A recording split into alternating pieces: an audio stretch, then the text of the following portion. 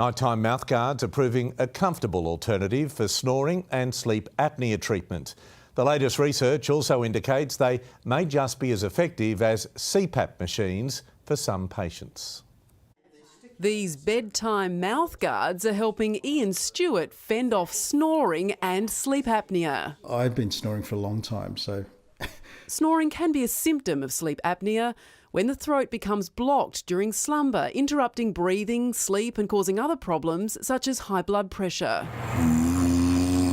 A common intervention is a CPAP machine which delivers a consistent airflow via a mask, but some find the equipment cumbersome. Very difficult to sleep with a CPAP mask through the night, so I just thought there's got to be some other options. And there are.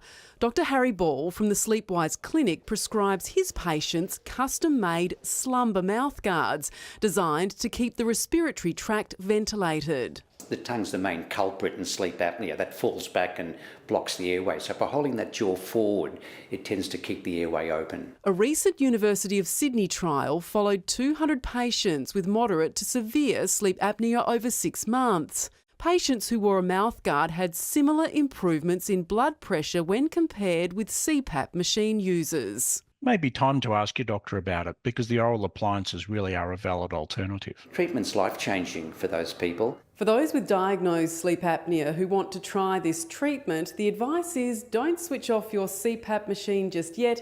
Make sure you speak to your clinician about whether this is right for you. Emily Rice, 9 News.